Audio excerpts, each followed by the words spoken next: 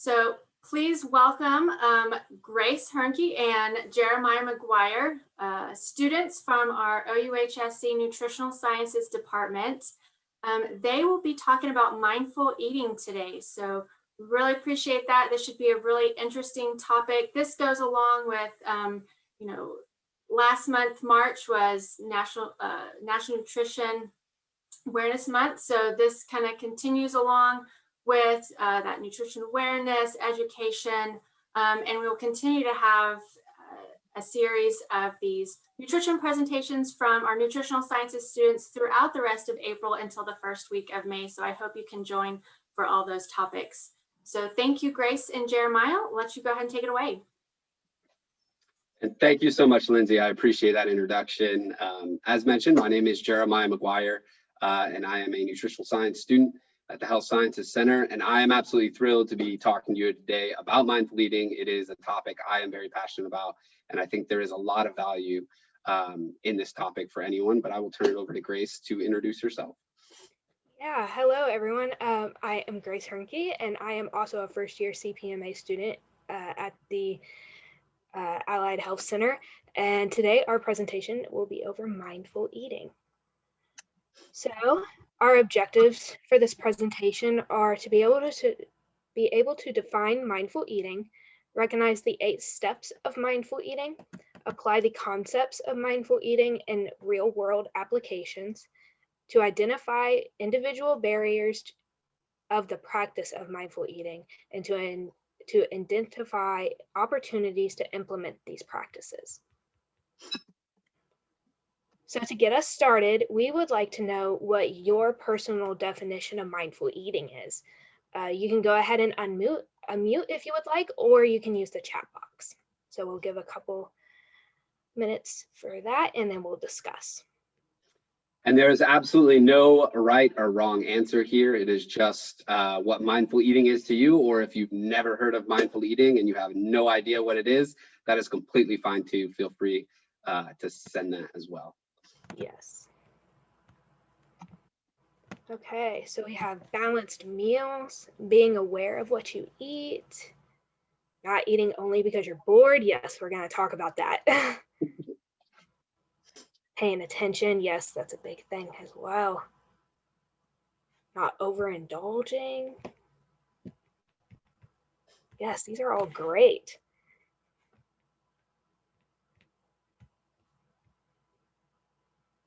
Making sure that you're providing the body with proper nutrients. Yes. Ice cream and cake. Yes.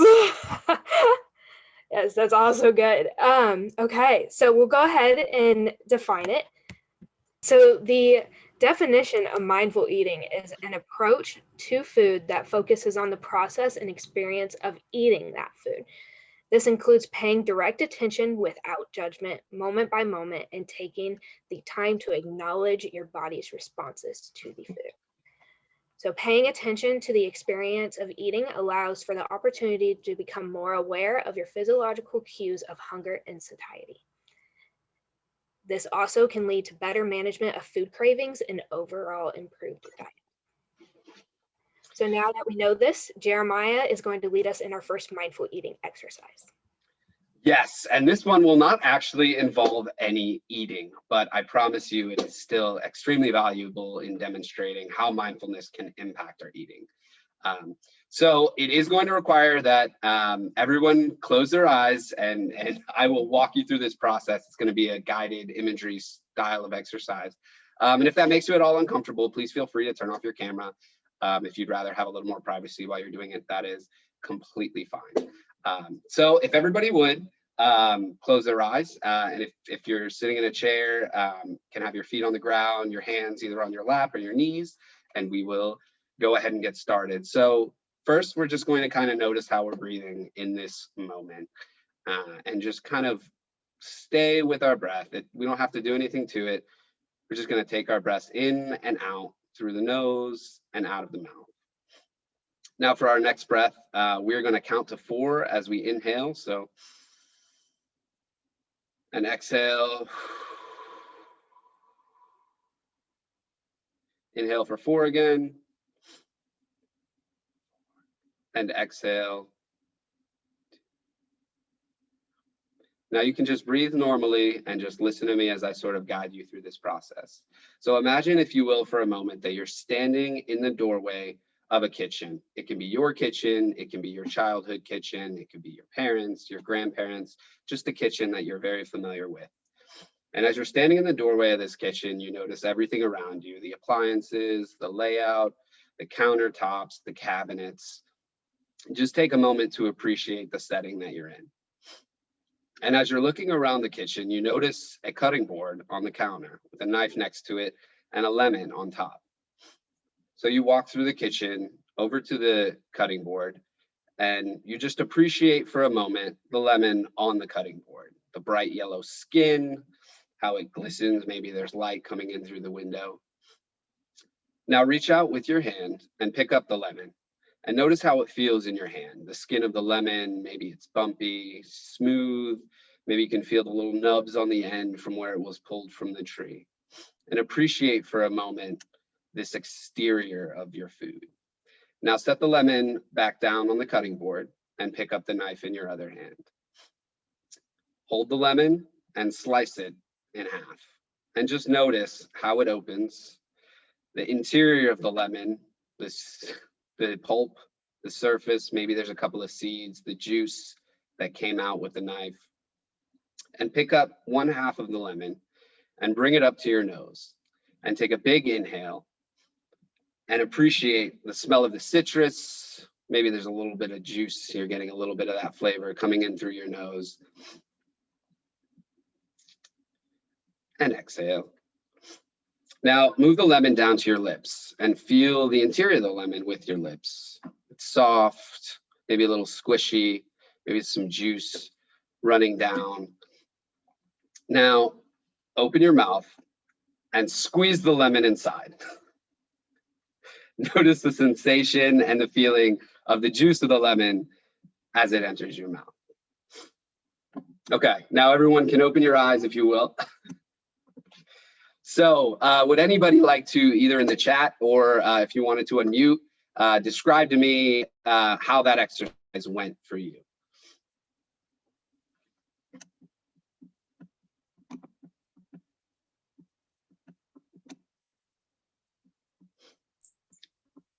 I think it's really well. You use all of your senses. You can really envision the smell of that lemon. To me, I'm huge on smells, so it's like as soon as you cut it, nothing is as nice as lemon juice.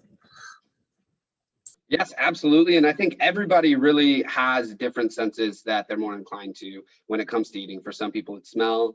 For some people, it's taste. I know the first time that I did this exercise, what I noticed most was that I almost had a sour taste in my mouth from squeezing the lemon. I began to salivate. It was as if the lemon was actually there, and realistically, there was no food there, right? This is something that we just created in our minds, an image, and we got a physiological response without even having food present. And the real purpose of that is just to kind of demonstrate how a sour face, yes, exactly. The purpose of it is just to demonstrate how much of a role our mind can play in the eating process with or without that food there. And that's really where the value of mindful eating comes into play. So now we would like to discuss how effective mindful eating is. So mindfulness interventions have been shown to increase the frequency of healthy food choices, and in relation to eating, it has been associated with less uncontrolled, or what we call mindless eating, and lower intake of overall calories. And at the bottom, it says mindfulness-based interventions have been linked to a variety of different health outcomes in chronic conditions. So this is something that I have personally been doing quite a bit of research on. So a mindfulness-based intervention is a lifestyle intervention that includes these mindful practices, mindful eating, maybe it's meditation, and a few other things that really add that mindfulness component into those lifestyle changes that we so often try and make. And honestly, in everything I've looked at, it is always positive. I've yet to see a downside of incorporating mindfulness. And to Grace's earlier point about the frequency of health food choices, that was actually seen in adolescents as well. And if you can convince an adolescent to do something, that in and of itself is an incredible achievement, let alone with only using mindfulness.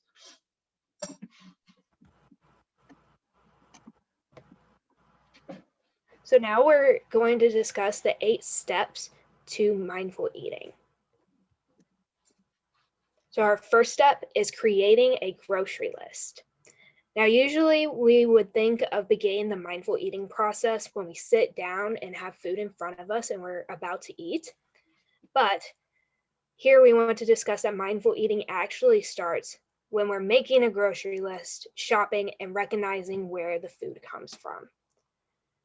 So with making a grocery list, we want to do this at home so we can check what food that we need to buy at one time. And we want to consider the health value of every item as it goes down on our grocery list. Now, going shopping with this grocery list will help us in buying what we want to buy and not forgetting anything, but it will also help us from impulse buying. And on that same note, to avoid impulse buying, we want to go to the grocery store when we are not hungry. We also want to think about the origins of the food. And we want to have a greater appreciation for the food and how this contributes to mindfulness. So just a tip, when you're going grocery shopping, if you're trying to get more produce or quote unquote healthier foods, it is a good idea to start first in the produce aisle and try to avoid the center food aisles. And I absolutely love that tip for the reason that when we think about the produce section and we start thinking about the origins of our food, there's a long history with the stuff in the produce section. It was grown somewhere, it was nurtured, it was harvested, it was transported. And when we think about some of the foods in the center aisles, they probably just got made in the factory and shipped out. So I really like how that ties into the origins of the food. So the second step is to come hungry, not starving or bored. And sometimes we can get those two very confused. So the first tip with that is to do your best to avoid the starving sensation. And that can be a difficult thing to do. We all have busy lives and we have lots of things going on. So the best thing we can do is to plan out our days, especially if they do remain consistent for during the week or on the weekends, if we're generally doing the same thing, to make sure that we always have some food available where we're not getting to that point where we start feeling ravenous. And the second tip is, if you end up there, which we inevitably all will at some point, is to take a few seconds to breathe and really think about that feeling for a moment. They won't necessarily go away, and that's okay. We just want to become aware of it, and we want to accept it for what it is and realize that we still have the control to make the decision on how much we eat, and we're capable of curbing that sort of overindulgence. And with that, we begin to learn the difference between hunger and true hunger, and also boredom, because if we're taking that time to reflect and we think, oh, I'm hungry, but maybe we're just walking through our kitchen and we think, oh, a snack would be great right now. Well, if we take that moment to think about it, we may come to realize that we are not, in fact, actually hungry. And even 5 minutes is sometimes enough time for us to drift away from that. And the last tip is to pause during the meal. I know this happens to me quite a bit, especially if I'm getting more than one plate. That first plate, it's so good, and it's so hard for me to not go back and load up sometimes even more on my second plate than I did on the first. And so taking that brief pause, and again, it can be 1, even 2 minutes, it really gives us some time to actually think about whether or not it's hunger driving us or our desire for more food. Our third point is to start small. So starting small is a good way for us to stay mindful and in tune with our body's signals and to avoid being wasteful. By reducing the portion of food taken at one time and using smaller dishware, we limit the amount of food on our plates at one time, and this allows for us to become more aware and to recognize our body's signal of hunger or of being full. And it is important throughout the process to be patient, mindful.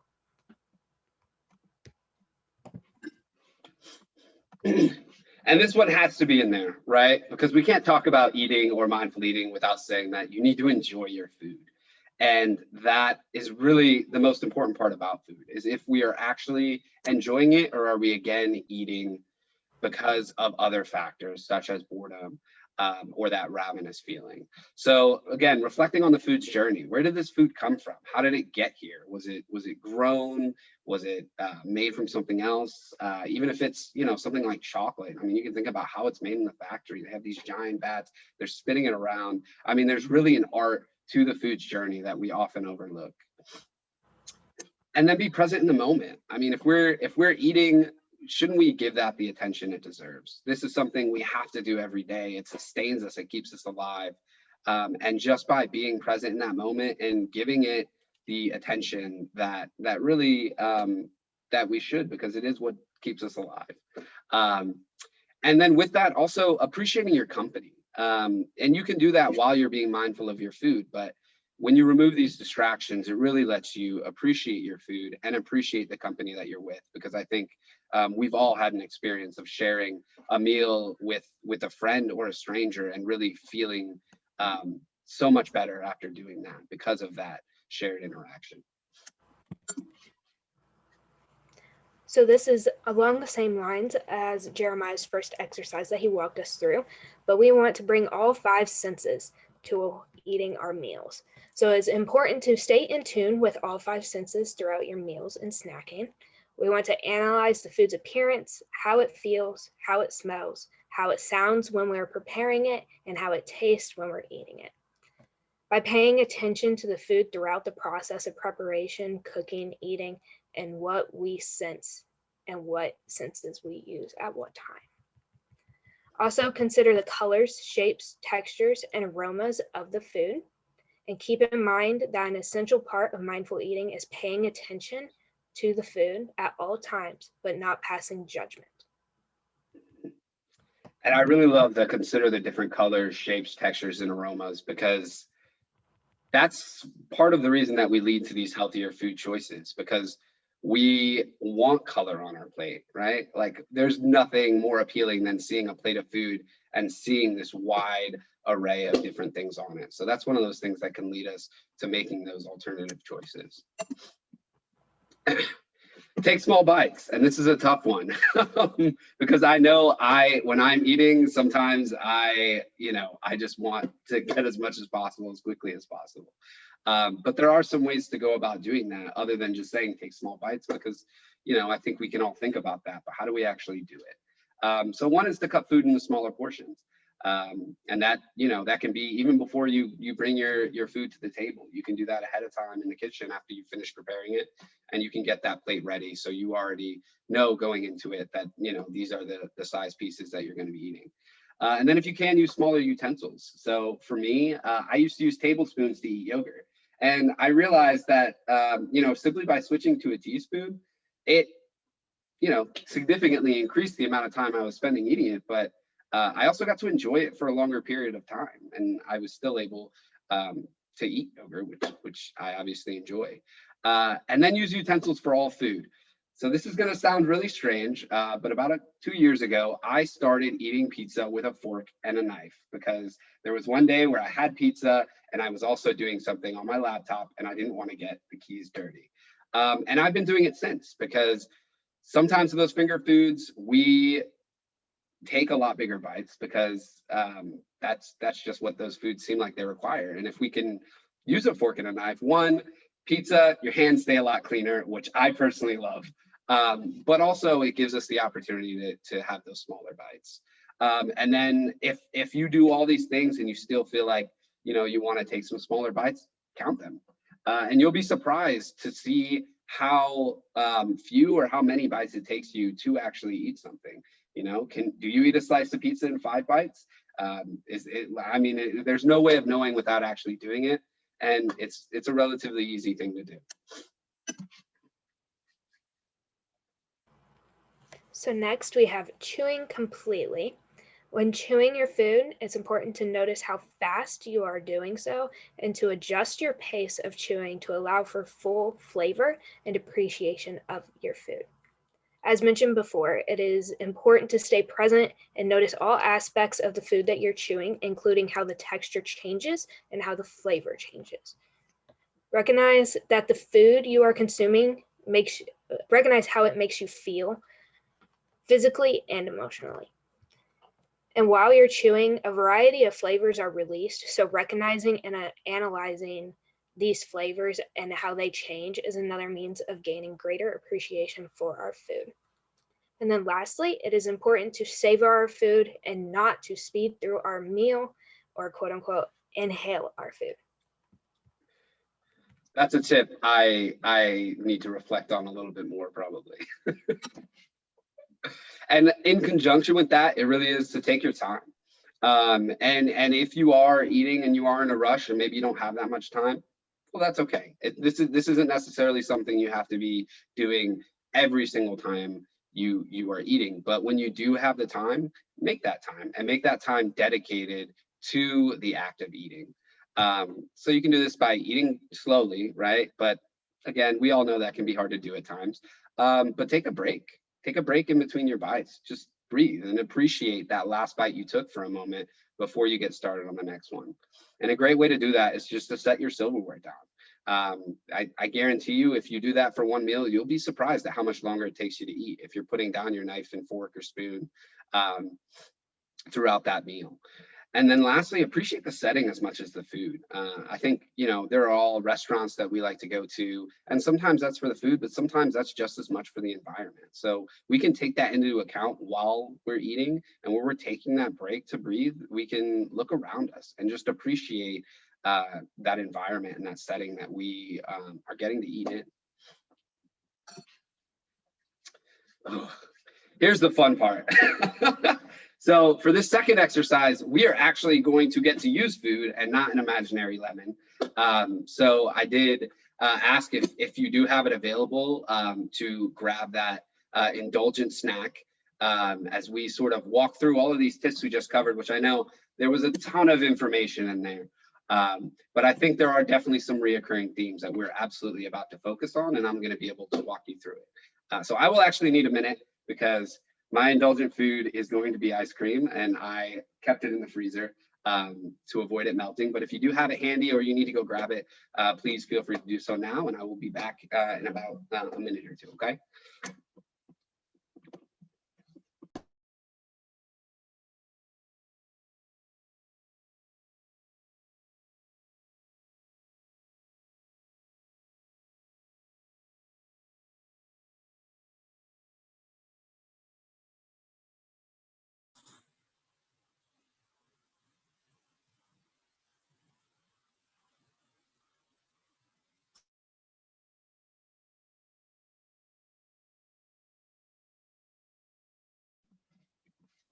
All right, so if everyone has their snack, I actually just grabbed the entire thing. So, but don't think I'm gonna eat all of it, because I promise you I'm not.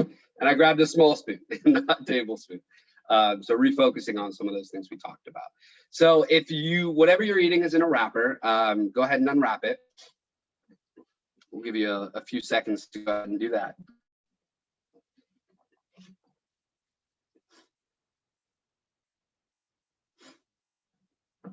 All right, how much chocolate is out there? Can I get a show of hands? I'm imagining quite a bit. Chocolate.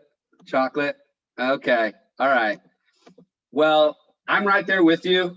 This is mudslide ice cream, so believe me, I appreciate everyone's love for chocolate.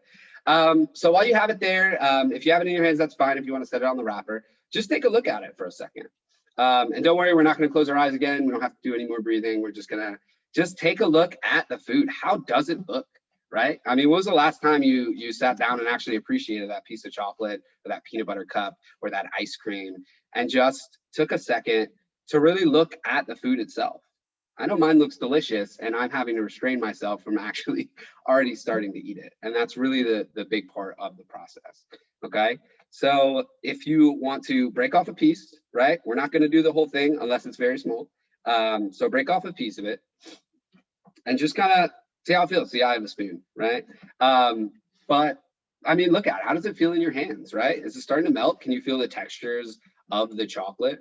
And just take a second to use all of those senses and take an appreciation for the actual feel of the food itself. Again, I'm not going to touch mine because ice cream, and I would hate to be covered in it by the end of this.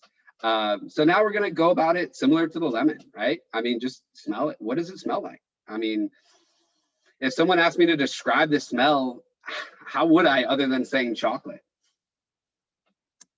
Right? What else is there? Are there any other aromas? Is there any other way to describe that? And how would you do it to someone who's never had chocolate before, or whatever it is you're eating? So just take a second to really think about those things. Now, since they are mostly chocolate, we don't need to press them to their lips, and then, you know, everybody will have stained lips for the rest of this. But if you would now take that small piece and just set it on your tongue, don't chew it, just set it down there. Well, it's going to be hard for me to do. I'm going to have to back up. I don't know if I'm going to be able to do this part with you so that I can still instruct you in the exercise. But what are those flavors, right? Is it melting? I mean, if it's chocolate, it likely is. Is it starting to melt in your mouth? And those flavors, as they move across your tongue from the front to the back, are there different sensations you're getting from that? So now that you've had it settle there for a little bit and you've appreciated that taste, you can go ahead and chew it. And if you want to finish it, go ahead and swallow it, and we'll move from there. I didn't actually get to have my bite, so I'm gonna go ahead and do that now.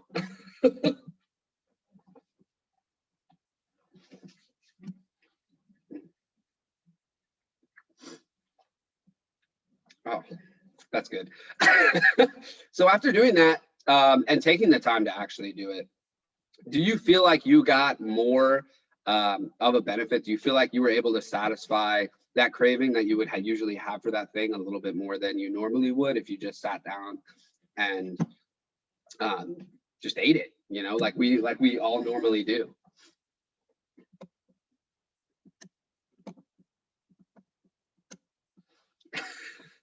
Kaylee said that she has a car orange. That's okay. It really can be whatever you want, because this does apply to just about anything. And it is, and that's really the point, is especially with these particular foods. And the reason that I asked specifically for an indulgent food, because this wouldn't necessarily have to be something that we're doing, you know, with our regular meals, because no one has 3 hours to eat it if we're taking 5 minutes each bite. But especially with these indulgent foods that we know we love, and sometimes we tend to eat them and we don't necessarily get that satisfaction after we're finished, right?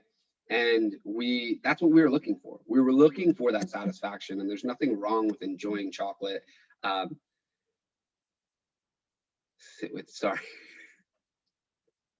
Without diving in. Exactly. You just proved that you could avoid eating that food for that amount of time, that you had it sitting in front of you, which again, most of us don't normally do because we don't think about it, because we're not aware in that. But by doing that, one, it makes it that much more valuable when we actually do get to enjoy it. And two, we really get to satisfy that indulgent feeling. So if you were going to do that, you guys are cracking me up in the chat. Thank you so much for your comments. If you were going to do that, like for instance with this ice cream, I would not be able to sit down with a pint or a bowl of ice cream and eat the entire thing if I was eating it that way, right? Because that desire and that satisfaction, I would get it significantly sooner in the process. So this is definitely something that you can do with those types of foods.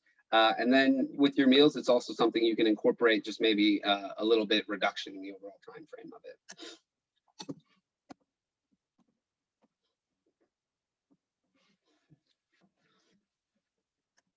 So now that we've actually talked about the 8 steps and we've gotten to see a real world application of mindful eating and the different impacts it can have, what are some barriers that are out there for implementing mindful eating? Because this is something new, and I'm sure there are absolutely a wide variety of different barriers out there that could stop us from doing it more routinely. So feel free again to either unmute or use the chat.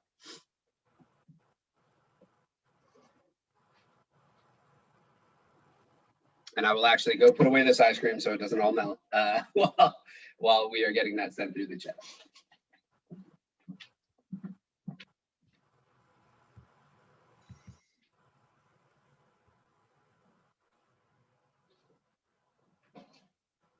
Yeah, so some barriers to implementing mindful eating is definitely our time constraints and the obligations that we already have. So we're going to talk about that in just a minute. And social stigmas, yeah. Interruptions. Yeah, lack of planning. Yeah, these are all good answers. And I do have, with the interruptions in particular, I know that that is probably the hardest part, because it's really hard to stay present when we have those outside influences, especially if maybe you have kids running around or just other activities going on. But I would encourage you to really look at that as an opportunity, because I think it's easy for, you know, how easy is it to relax on vacation, right? It's so much easier because we're on vacation. But when we're back in the regular world, it's a lot harder to implement some of these practices like mindfulness or being able to relax, etc., because of those influences. So that's really the opportunity for us to do it and become truly good at it, because we are capable of doing it even with those interruptions.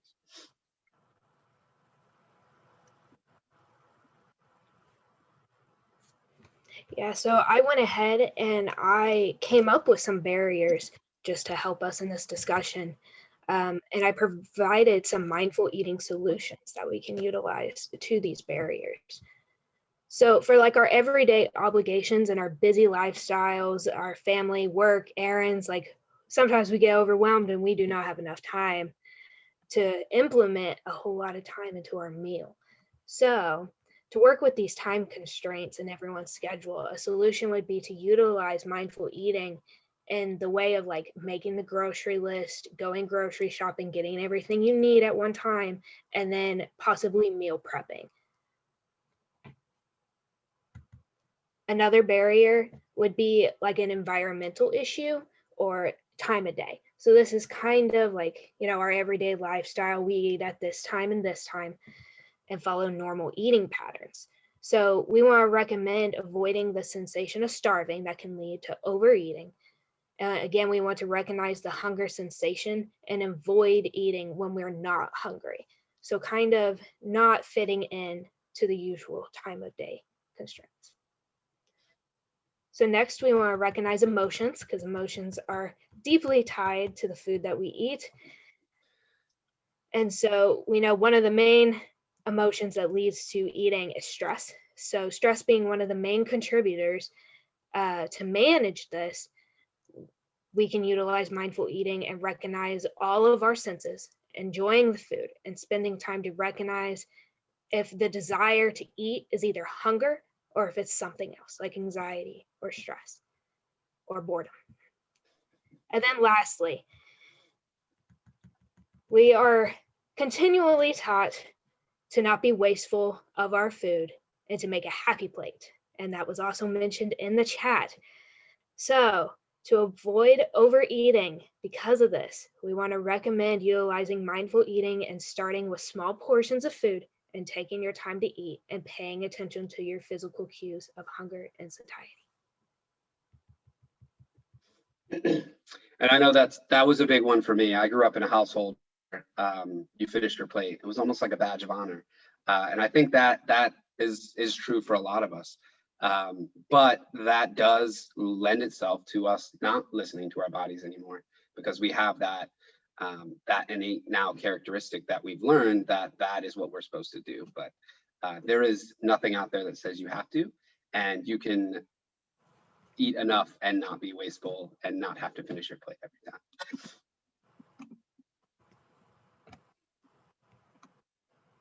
So on that note, we talked about barriers, and we did that first specifically because we wanted to get the negatives out of the way. So what are some opportunities from the things that we've talked about that seem feasible to start implementing to practice mindful eating?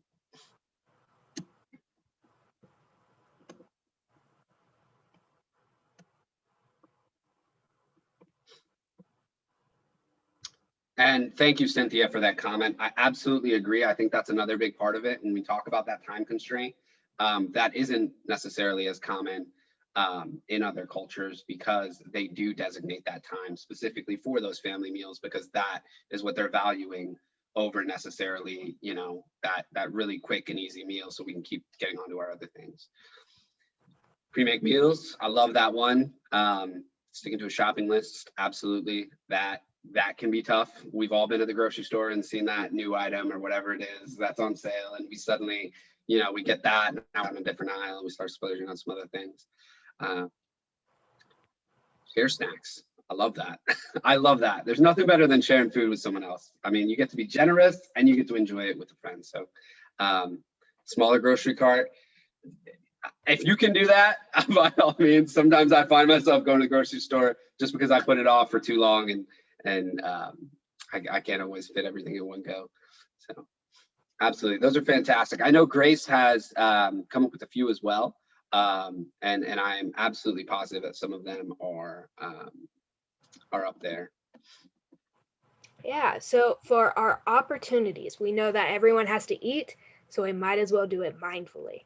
So it's important to take a few seconds to focus all your attentions on eating the food and not to multitask. So this means that we want to decrease our screen time during meals, which I know can be very difficult, but I think it would be worthwhile.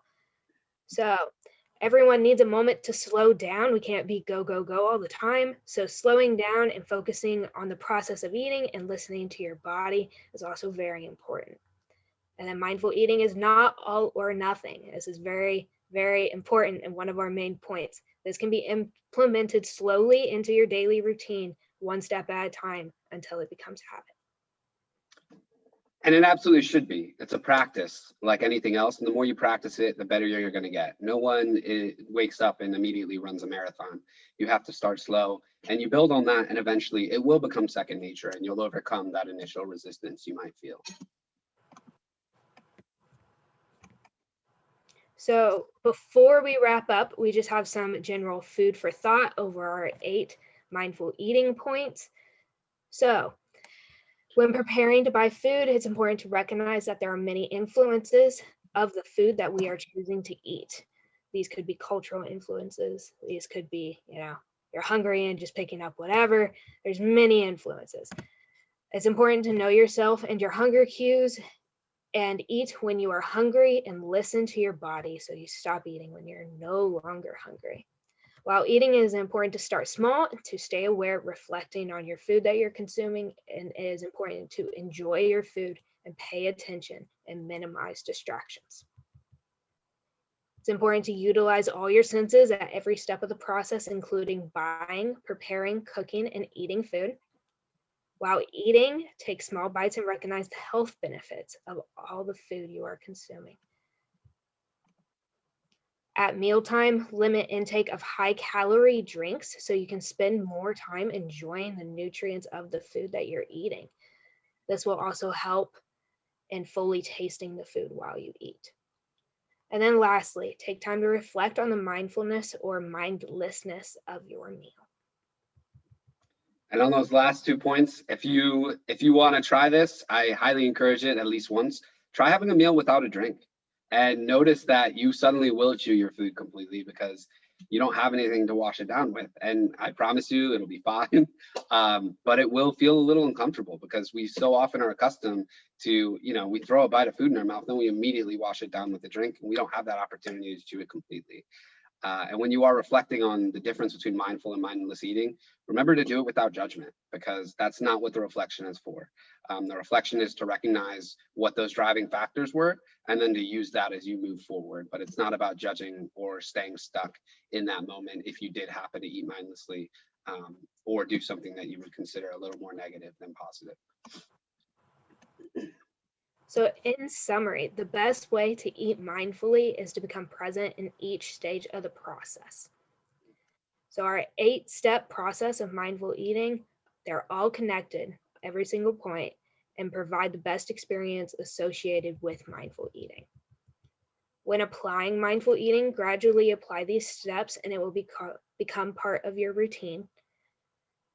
And mindful eating is quite a lifestyle change and, includes slowing down. So like all other changes, it comes with barriers. But mindful eating provides solutions that we have talked about to overcome those barriers. And most importantly, there is no right or wrong way to implement mindful eating into your routine.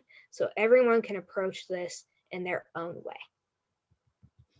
And that last point is absolutely critical. You have to do what works for you. And this, again, is mindfulness. Everyone's mind is unique. Everyone's life is unique. And the foods that we're eating are unique. So that really takes that into consideration. and it can work with everyone's life. So this quote by Donald Altum, a well-renowned author, psychotherapist, and mindful eating expert, states that let mindfulness of your body set the rhythm for your next meal. So with that advice, we hope that this presentation has encouraged you to take one mindful bite at your next meal, and before you know it, this will become habit. And I promise you that one bite, it'll only take like 30 seconds. So you can go about your meal as you normally would, but just that one bite. And I bet you in a little bit of time, that'll start turning into more. So, and thank you all for the chat. I see it lighting up. You guys have said some great stuff in there. But we do want to have some time for questions, because I would love to respond to everything that I see in there, because it is fantastic. So obviously here we have some references, but and I can promise you there's some interesting stuff in there. If you really like looking at resources, there's quite a bit of good stuff in there. So do we have any questions now that we have completed the presentation portion? Jeremiah, I know someone earlier on also mentioned, you guys talked about recognizing emotions, eating out of boredom, that sort of thing. They also mentioned about, getting, when you're hungry and thirsty, confused. Do you guys want to kind of make mention of that, about maybe sometimes that can be an issue too, getting that confused between if you're hungry or if you're dehydrated and thirsty? Yes, absolutely. And that is all too common, especially depending on what drinks we're having throughout the day. And of course, food plays a role in that as well. But and I should have mentioned this as a tip when I said try eating without water for a meal, but drink a glass of water beforehand. Or if you are feeling that and you're not necessarily sure, try water, or maybe a hot cup of tea, or a beverage first, and then give it a little bit of time. Because if you really think about it, if you wait 5 or 10 minutes, you'll know if you're still hungry at that point, right? In that 5 or 10 minute span, if you still have that feeling afterwards, then go ahead and get yourself a snack. But keep those other things in mind, where you're just taking a smaller portion and then you are chewing that food completely, and you're just doing these check-ins constantly throughout the day. And if you take that couple of minutes to do that check-in, you'll eventually become so adept at identifying whether it's that hunger or boredom or those other emotions, or whether it's thirst, and whether those are the influences, and it'll just be so natural that you won't even have to think about it. So absolutely, if you are unsure, always go with water. Always go with water if you're not sure, and then give yourself the courtesy of the time, because it's better to just give yourself 5 minutes, because you can always do it later, than to jump into it and then as an afterthought say, oh, well, you know what, I wasn't actually hungry and I realize that now. So give yourself that courtesy and that wiggle room. And is there any connection to the temperature of the beverage, whether it's room temperature, a warm beverage, cold beverage? Do you know, does that have any connection as well, as far as aiding in digestion or anything like that? I specifically, in terms of aiding digestion, I cannot be specific about that, but I can, after this presentation, send you some materials regarding it. If you are drinking something cold, I can tell you that you have to then warm it up, right? It'll eventually elevate to your body temperature. But whether or not that's going to improve the actual digestion of the liquid, I cannot tell you at this time. Yeah, I'm also not sure what it does for digestion, but colder liquids, when you are drinking those have a tendency to better quench your thirst. So.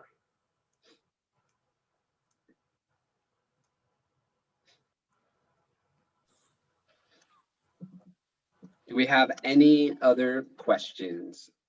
Gosh, you guys have been so active in the chat. I really appreciate it. It's always nice to see people actually using the chat. I'm sure we've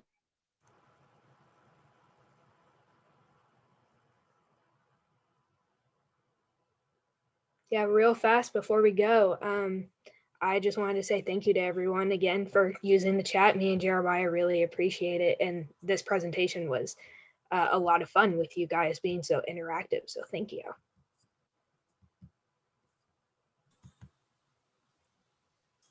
Wonderful. Well, thank you both. Yeah, thanks for everyone that attended today.